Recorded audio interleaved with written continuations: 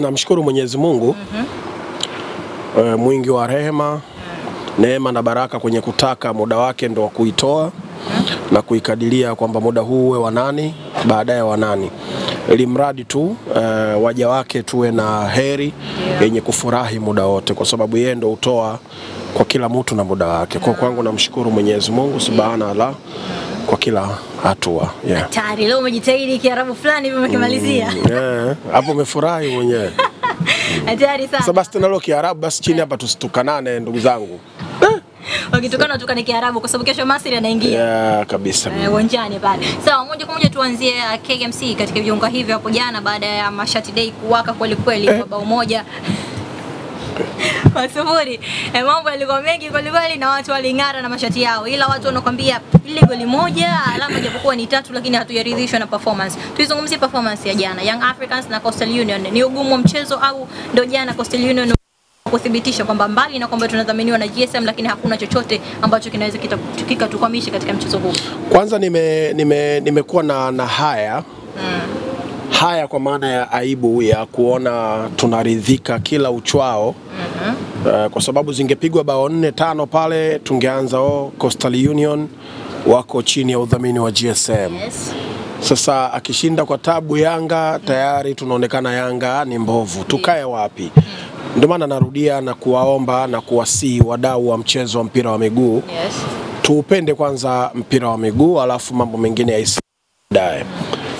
Yanga kwa mchezaji mmoja mmoja performance yake hakuna mtu anaweza kalijadili hilo, tutachoka hapa tutakesha usiku kucha. Yanga wamekuwa na umahiri wa hali ya juu msimu wa 4, narudia tena mfululizo. Ilisetiwa standard ya kuwa timu ya kiushindani yenye muendelezo. Timu ya kiushindani yenye muendelezo toka 2020-2021 huko ya Nasreddine Nabi, na mlengo mkuu ilikuwa ni kuifanya Yanga kuwa ya kimataifa zaidi. Unajua nimewahi kusema siku moja tukiwa wakati tunaseti ubora wetu, kila mtu asimame kwenye eneo lake. Na katika leo naomba niwakumbushe tu mfuatiliaji huyu, tukiongelea ule uhalisia haswa, kuna lugha chafu za mwaka juzi mwaka jana hazikuwepo. Ni kweli. Kwenye mpira wetu. Kuna lugha za mwaka jana mwaka huu awali tulivyoanza mwaka hazikuwepo. Kwa watu wameimprove kidogo, hata ukiona comments unaona kuna utofauti.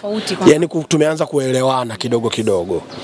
Na nilisema sintachoka kwa sababu dhamira yangu ni kufanya kila mtu tukae kwenye eneo ambalo lina uwiano.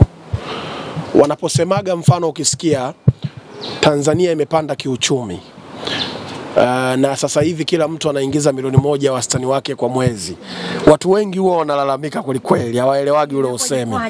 Mbona mimi naingiza 7,000, kuna mwingine anaingiza sijui milioni 8, mwingine bilioni 7. Sasa uwiano hawaangalii wasiokuwa nacho, wanaangalia wenye kingi, na hawa inapigwa hesabu wanagawanya ndo wanapata hiyo average. Kwa maana hiyo inawezekana wachache sana ndio wanacho kingi, ndio maana ikitengenezwa ile average inaonekana wengi hatuna. Kwa nilivyosema kwamba sitakuwa nachoka kutoa elimu hii Tunu, hata wewe leo hii yule Tunu wa mwaka juzi mwaka jana maswali yako tofauti na mwaka huu. Kidogo sasa hivi kuna maswali uulizi. Sijakusikia muda mrefu kiulizia Mutale, sijakusikia muda mrefu kiulizia Dube, sijasikia muda mrefu kiniuliza vipi atapigika, watachapika, watakoboka. Yani yale maswali siku hizi tena hayapo tena kama awali. Na hii ni tija, maana yake tumeendelea kuimprove mtu mmoja mmoja.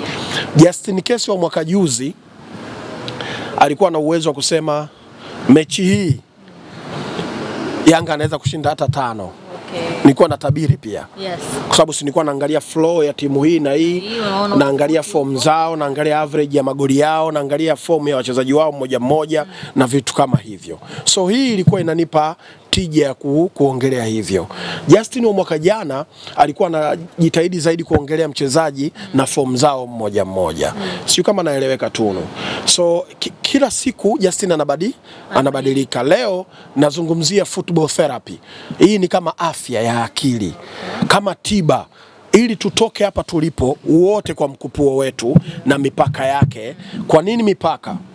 Kumbuka hili soka halijaanza tu from nowhere kuanzia Jangwani au Msimbazi. Wala halijatokea Chamazi wala KMC. Hili soka halijatoka CCM Kirumba. Hili soka halijatokea labda Mbeya, si ndio? Ndio. Hili soka limetoka lilipotoka. Dunia ikaikusanya kupitia FIFA. FIFA ikaileta kwa CAF. CAF wakatawanya kwenye wanachama wake ambao ndo mataifa haya, tukiwemo sisi wa Tanzania. Wa Tanzania kupitia wizara yetu likaunda baraza lile likatoa shirikisho. Shirikisho lina vyama vyake vya mikoa. Vya mikoa kuna wilaya na vinginevyo. Ndani yake kuna klabu. Klabu nazo zina bodi yake. Ndo bodi ya ligi. Kwa nadhani unaona huo mtiririko. So wote huku walaji sisi wa chakula hivi tunaenda kwenye usawa, mwisho wa siku tunakula chakula kilicho hiki kimoja. Kwa nadhani unanielewa jana tumeona hata Lydia Ucho amecheza akirejea kutoka kwenye timu ya taifa akapata majeraha ambayo taarifa yake awali bado haijatoka ya wazi. Lakini mimi naamini Yanga ilitunza kidogo energy yake kwa sababu wanafahamu wana mchezo ambao wao wanaamini wakipata alama kwenye mchezo huo wanajidhatiti zaidi, wako kwenye nafasi nzuri ya kutoa ubingwa. Michezo miwili ndio ilibakia kwao challenge, ambao mwaka jana ndio ilikuwa mtihani kwao mwezi wa 10 na wa 11, kwa maana ya Azam FC pamoja na Tabora United. Wamepata matokeo chanya dhidi ya Tabora United wakiwa ugenini 3-0 pale Mwinyi Al Hassan Mwinyi Stadium, lakini wanataraji pia kupata matokeo kwa wao, inabidi yawe chanya, lakini Azam nao wanajidhatiti kuonyesha kwamba hapana, sisi ni wapinzani thabiti kwenu, kwa sababu so far kwenye ligi kila mtu amepata matokeo ya ushindi wa kushinda michezo 8 kwa 8. Kwa utakuwa ni mchezo wa kuvutia na ilikuwa inawalazimu Dar es Salaam Yanga Afrika watunze energy. Kwangu mimi naamini hivyo kwa sababu hawana cha kupoteza sasa hivi zaidi ya FA pamoja na ligi. Kuna ligi ndio sehemu ambayo kidogo ina ugumu kwao. Kwa naamini kilichotokea jana ni hali ya kimchezo na kusubiri kujitunza kwa ajili ya Azam FC ambao nadhani ni Aprili 10. Si ndio? Sasa twende kwenye uhalisia. Mchezo utakuwa wa aina gani? Mchezo utakuwa wa kiushindani. Kwa ilikuwa lazima Yanga watengeneze hali ya kiushindani. Na hali ya kiushindani ni lazima uwe na wanajeshi ambao wanaweza kuipambania hiyo hali ya kinini ya kiushindani. So naamini hiyo ilikuwa sababu. Sababu ya pili ya msingi, mechi dakika second half imechezwa dakika 36. Kujidondosha kwa hali ya juu sana Coastal Union, halafu dakika zikaja kuongezwa 2. Zimechezwa 34 jumlisha 2 zikawa 36. Baada ya hapo hata sielewi kwa nini mwalimu refa ameamua kumaliza mchezo vile, na nikiwa nikiimba kila mtu tukae kwenye uwiano na ukuaji tunu, basi tubadilike na marefa wetu na kila eneo ili tu balance ligi yetu kuiweka nafasi ya 4 kwa ubora ikiwa imekaa katika eneo lake. Sina maana ya kusema kwamba marefa wetu wanakosea sana na kuna pahala wanapatia, lakini maeneo madogo madogo kama hayo sio sahihi sana, kwa sababu kosea kote usikosee zile sheria 17 za mpira wa miguu. Mchezo wa mpira wa miguu unapaswa kucheza dakika 90.